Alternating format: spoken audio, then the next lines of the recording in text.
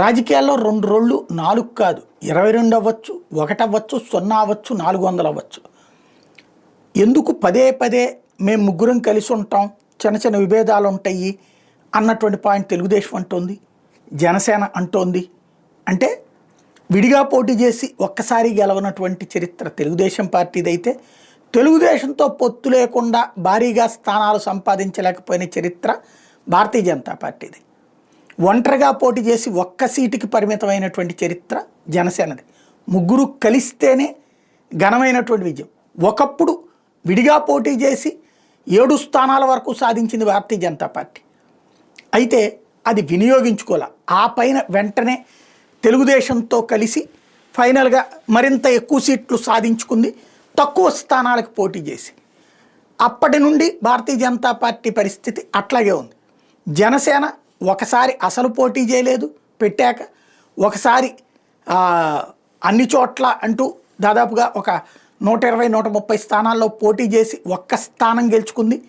స్వయంగా పవన్ కళ్యాణ్ 2 చోట్ల ఓడారు. ఈ దఫా 21 సీట్లు తీసుకుని 21కి 21 గెలిచి 100% విక్టరీ అయింది. భారతీయ జనతా పార్టీ ఒకనాడు ఉమ్మడిగా ఉన్నప్పుడు 7 సీట్లు సాధిస్తే ఇప్పుడు 10 స్థానాల్లో పోటీ చేసి 8 స్థానాల్లో విజయం సాధించింది.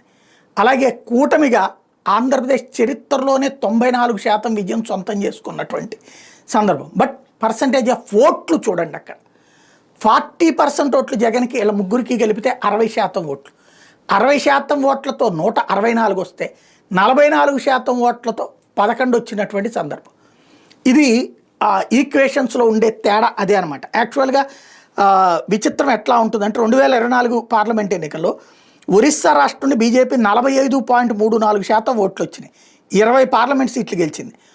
అదే సందర్భంలో 37.53 ఓట్లు సాధించినటువంటి బీజేడీ ఒక్క ఎంపీ కూడా గెలవాలి 24లోనే.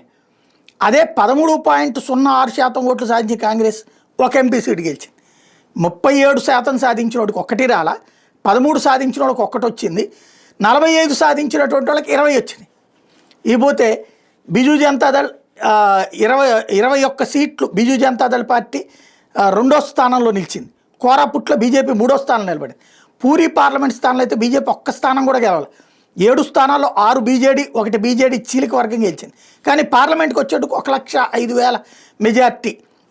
ఆ మధ్య 2019లో చూసుకుంటే గుంటూరు, విజయవాడ పార్లమెంట్ స్థానాలు అంతే కదా, హయ్యెస్ట్ వైసీపీ గెలిచింది ఎమ్మెల్యేలు.